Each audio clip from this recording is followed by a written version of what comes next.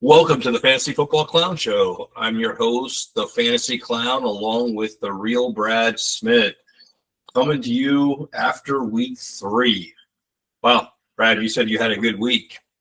Yeah, I think I did. Took a lot of W's this week as well.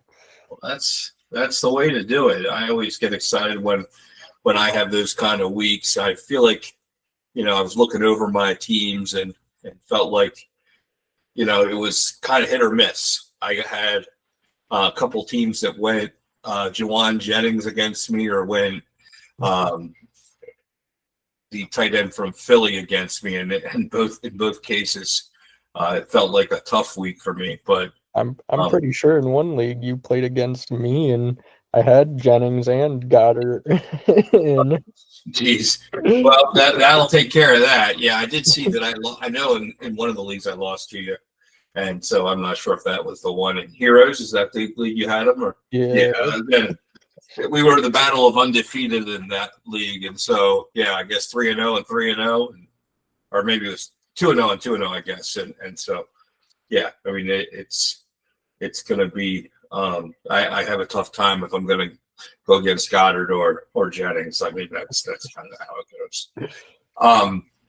DraftKings, looking there, it looks like former commit JDM Clown 1989 with a 113.58. So second time he's knocked this out in 3 weeks and had the championship.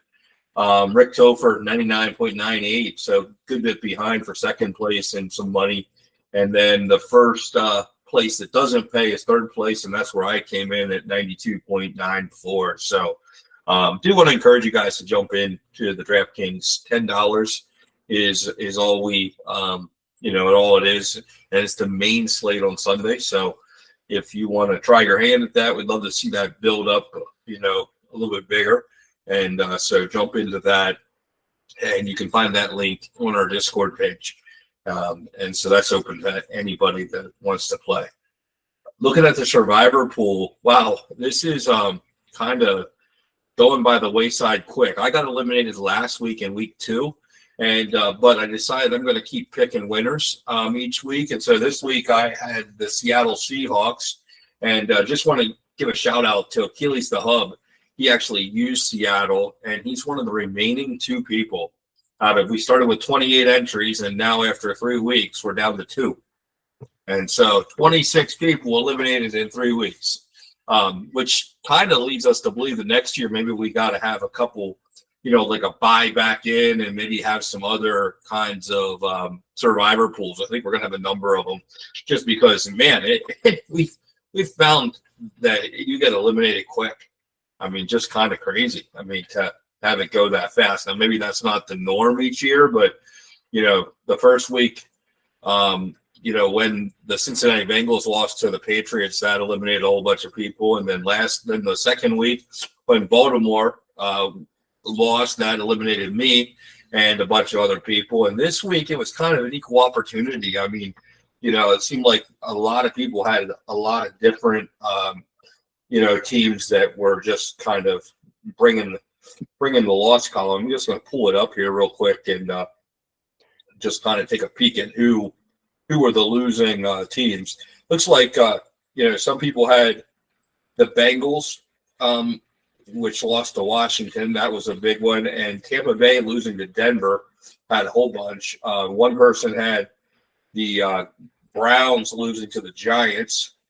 They had the Browns, and looks like the Raiders losing to the Panthers also eliminated some people. So that's kind of the nuts and bolts of who were knocking people out.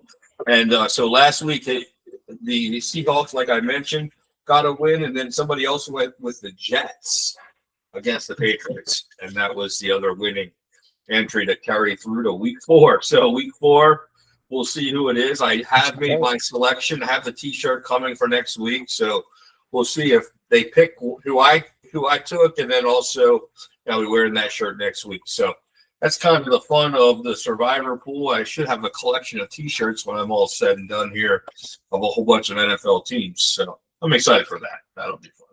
I'm surprised nobody took the 49ers and them losing against the Rams.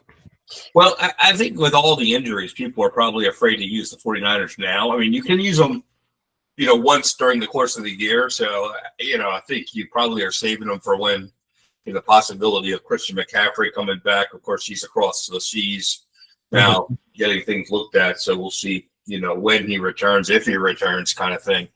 That's definitely, a team though to use. And the Chiefs, I haven't seen anybody using the Chiefs as of yet either. So kind of interesting that those two teams have been, not very well used. So I used the Bills in week 1. So I would have used them up as well. So that's kind of, the T-shirts I have on, in place so far. So jumping into Clownheads leagues, man, just kind of amazed at where the scores are, and looking at the redraft leagues, and I'm excited to have some more redraft teams or leagues next year as well. So really kind of gearing those up. But looking at the best ball leagues, where basically we play head to head, but best ball will create the best lineup from the total roster.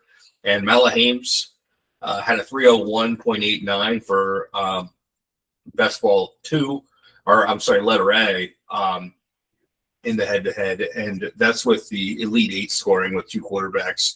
And then in the Big 8 scoring in best ball B, Bauman 011, 329.85. Had the solid week in the top week.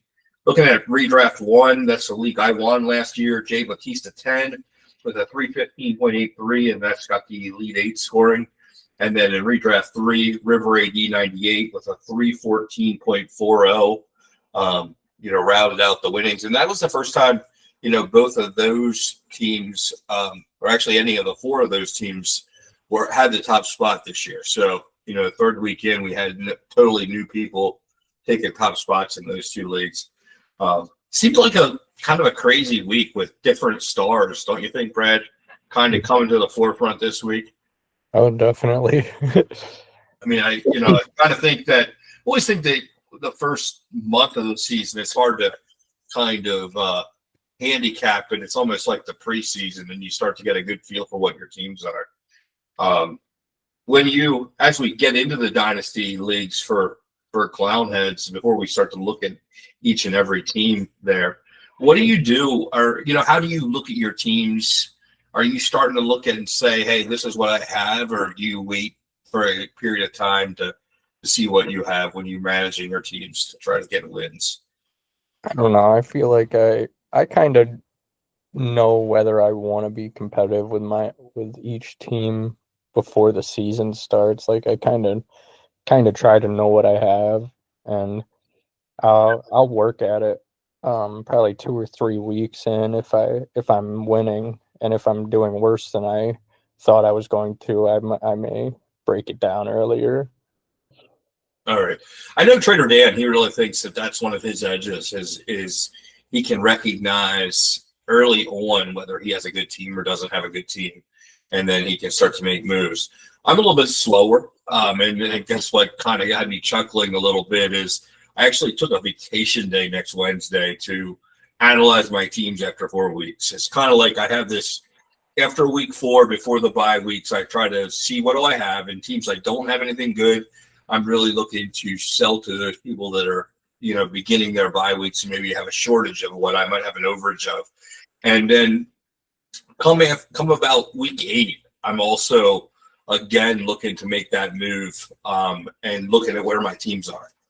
So I look after week 4, after week 8, and so I'm just kind of coming into that first quarter poll, I guess you could say, of the year, and then I'm more looking maybe after week 10. I kind of do that again. So pretty quick after week 8, I have a good idea. Is this a playoff team or not a playoff team? I actually separate my teams after week 8 as to what I have. Like I have the good teams and the bad teams, and the teams that I'm really trying to make sure that I don't miss anything when I'm, doing my start sits and doing my lineups and all those kind of things. I actually, reorganize them on my sleeper app. So, but after week 4 is kind of when I drafted them for startup. I have them actually just kind of labeled that way as, my 2020 starts, my 2021 starts, 22 starts, 23 starts. I didn't actually draft any for this year. So Just kind of have them all labeled that way and just sort of managing them out. And that's kind of how I break everything down. So next week I'll have a good idea of what I have with my teams when we have our show. And so I'll be anxious to see how I compare to you, Brad. And I know you always tend to have good teams. And so I have a whole bunch of over teams this year. I was kind of looking over and I'm like, man, I have a lot of over teams, but I have a lot of undefeated teams too. So kind of all by comparison, I was sort of amazed at how many 3-0 teams and then how many 0-3 teams. It seems like I have, they've gone one way or the other. And I don't know if you noticed it on Sleeper, the app, if you click on your team, it tells you what place you are in points for and what place you are in points against. And then what place you're in. And so like if you have a team that's in second place, but your points for are like ninth place, and your team is overperformed. I mean, like it's a real easy way for you to know what your team is.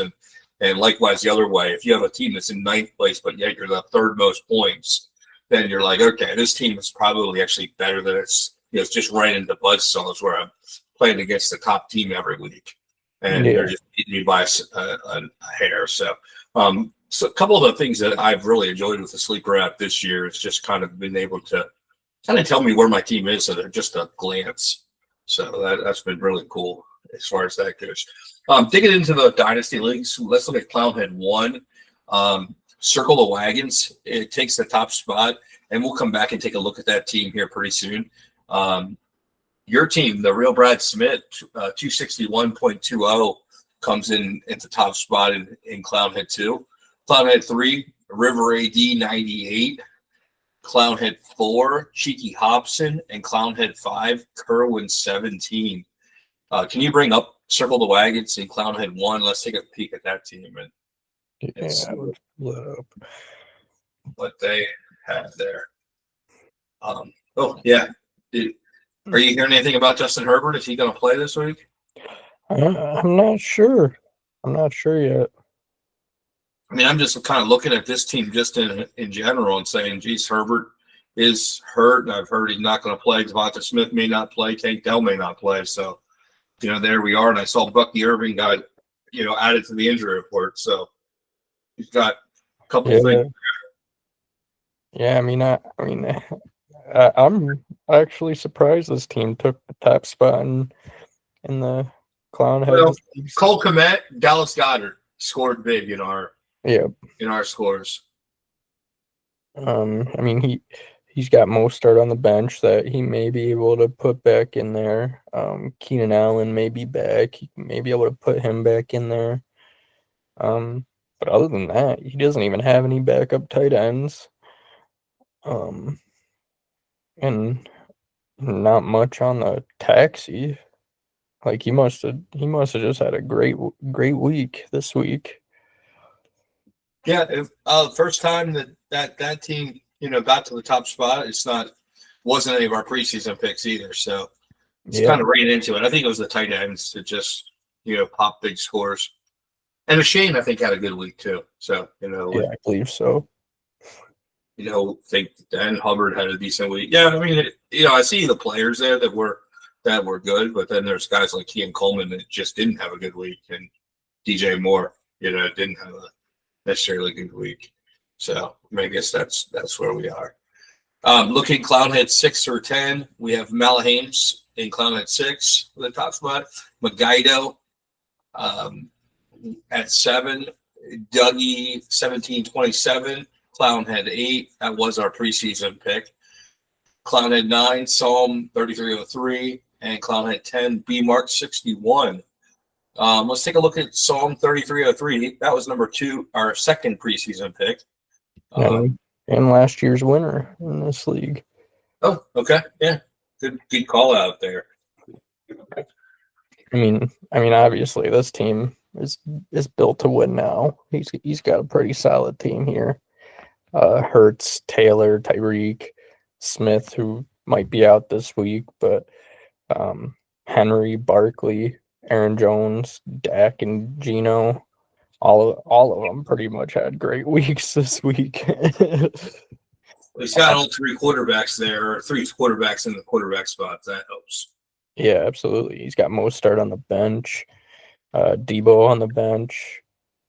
I mean, Evan Ingram on the bench. I mean, this guy has some talent here. Chubb on pup. I mean, yeah, this team's pretty good. I can definitely see how they were the top scorer and how they're a favorite to be back there this year. Yeah, he's got a good shot to try to go, winning back to back and taking the Empire pot. I think Definitely. that looks like a decent team, and he's got some stuff behind. So good luck, Psalm 3303, week 4 and beyond. Looking at the Elite Eight, this is one of our big tournament leagues. We have 96 teams, and so looking at Clownhead A, we have Mr. Mojo Rising 1, Clownhead B, Fat Black, Clownhead C, Jason Paro 1, Clownhead D, Jake Peterson 27, Clownhead E, Trader Dan, Clownhead F, Matt DeFalco 12, Clownhead G, the Dutch Dynasty, and Clownhead H, the Riverbed DP. And I think as we were looking at the Riverbed DP was last year's top score, or last week's top score, and D Hart was last week's top scorer. So we had those two returning. Just kind of eyeing up who was the preseason picks. The Dutch Dynasty and D Hart were the preseason favorites in those divisions as well. So let's take a look at the Dutch Dynasty, who had the top spot. Yeah, I mean, he won this league last year too, so he's got a solid team as well. Having Josh Allen and Herbert definitely helps.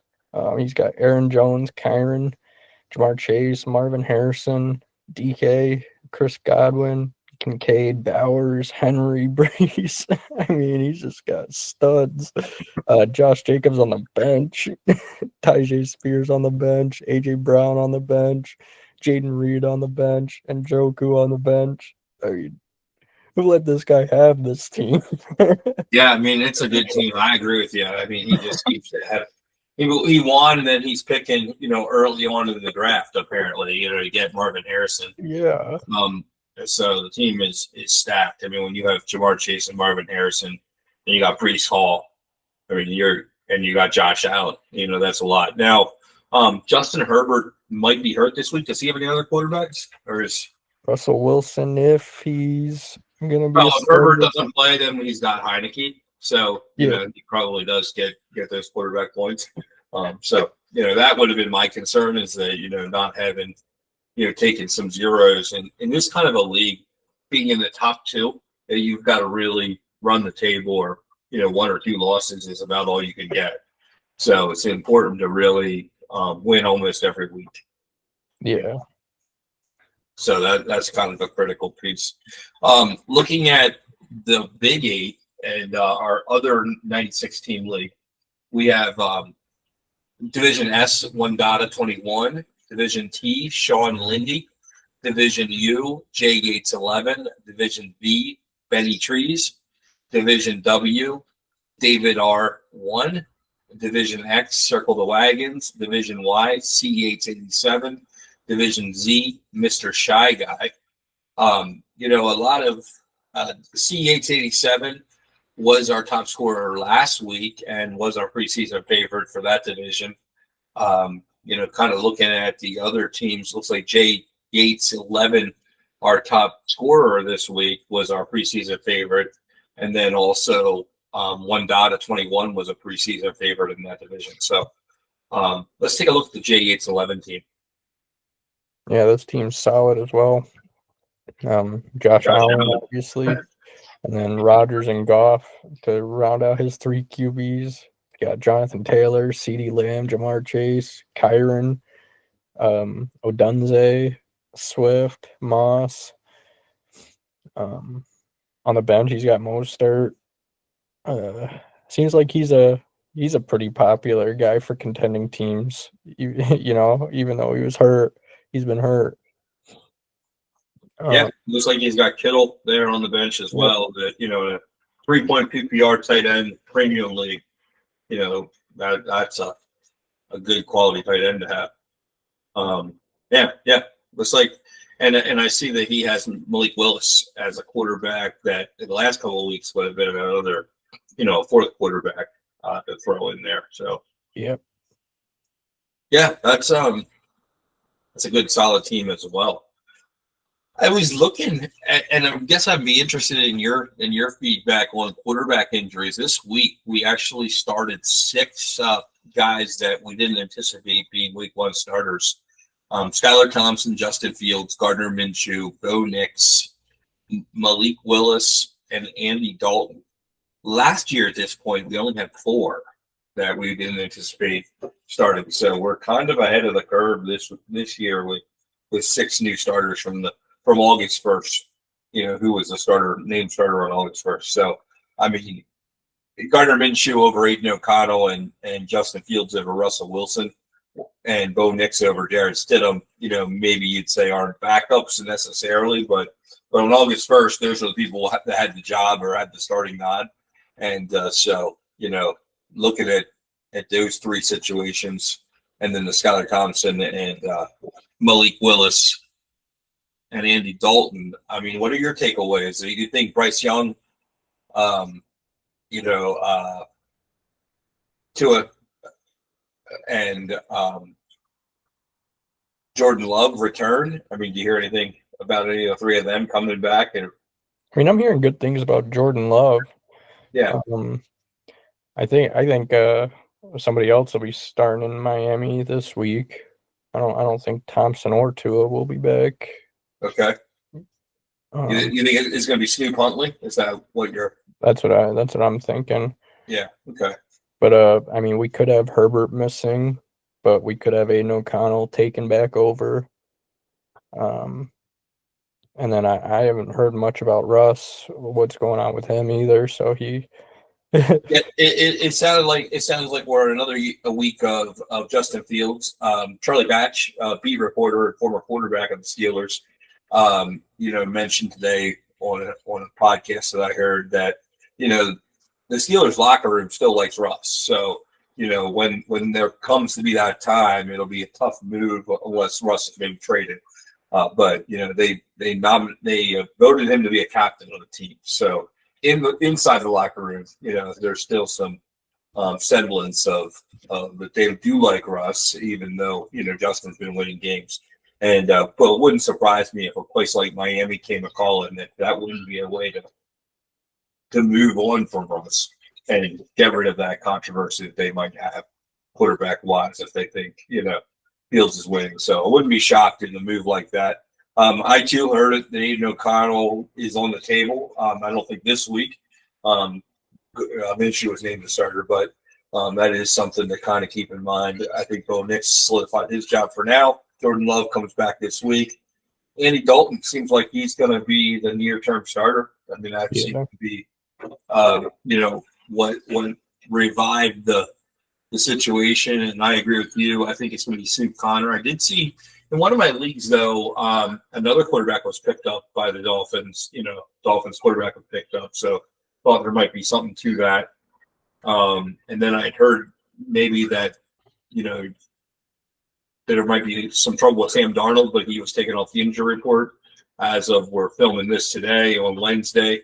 And I'm not sure about Brock Purdy. I did hear that there might be, some injury there at Brock Purdy land. So that's something else to kind of keep an eye on. And like you, I did hear that very unlikely that Justin Herbert starts this week. With a bye next week, it would give him 2 full weeks to get right. And then in the near term, Will Levis could go to the bench in favor of Mason Rudolph. So something else to keep an eye on quarterback-wise and for week 5. And so that's just something to look at here that we might see some more moves. And in a quarterback-driven league of the NFL and then a quarterback-driven clownhead community, really, so quarterbacks are king. And so the same kind of thing rolls out. As far as waiver ads, is there anybody that you picked out that you think was a slick ad or somebody that you'd be jumping on this week, Brad? I mean, if Juwan Jennings was available, I can't imagine he is now, but he probably would have been a great pickup. I was jumping on Cordell Patterson. Now I did hear that Najee Harris is back, at least limited. I mean, he had like a shoulder harness on in the facility on Monday and going to have limited work this week. And then no Jalen Warren as of today anyway. And so kind of thought that in the Artie Smith offense and Cordell Patterson being the only healthy running back that he might be worth something in a, in the zone read offense that Justin Fields runs and, kind of thinking like an option thing, Cordell kind of becomes a decent running back in that environment. They were giving him the ball last week, even a little bit. So that was kind of my sneaky late pickup. And the guy from Denver, did you like him, that running back? That he did go back to the practice squad, but that was one I saw that people were picking up this week as well. Which one, Estime or? Yes, yeah. So, just somebody that, might be, short-term pickup. And I'm trying to think who else. Tutu Atwell, if he's available, a guy that it looks like he has the majority of the targets in Rams land. We got to, and then there's got to be somebody on the Eagles offense if Devontae and AJ Brown don't play this week. Do you think that Dodson is a viable option this week? I don't think so. He hasn't been a viable option even without AJ Brown. Okay. I'll be anxious to see. I mean, obviously Goddard had a great week, but that might be the answer. There's a lot of speculation that probably Smith or AJ Brown won't play just because they go into a bye next week, and whether they're 3-1 or 2-2, they'll feel like just getting these guys 2 weeks of time rest and then healthy would make a lot of sense. So something to kind of keep in fun. And I guess when I was talking about quarterbacks, I mean, I think that Deshaun Watson's on the last leg too. Jameis Winston might be coming on there. I just kind of staring at that, and just note that's viable.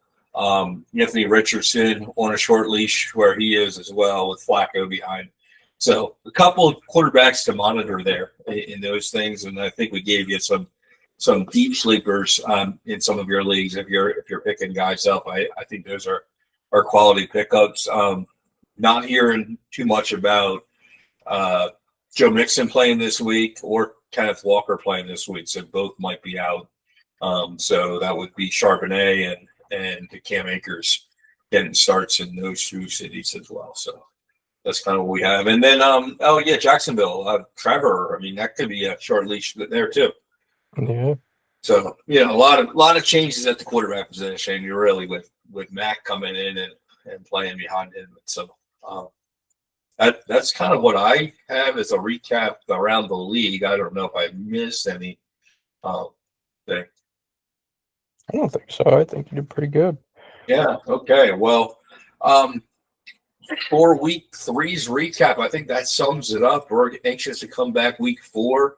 At that point, we'll kind of go through a little bit more of our teams too, Brad, and just kind of where we stand with our teams in the clown heads and how we view them. I know we both have a bunch of clown head teams, and so we'll kind of look at those in a little bit more detail, but not too over the top either. Just kind of making light of maybe some of our records or lack thereof, and kind of where we stand after 4 weeks when we come back to you with that week 4 recap.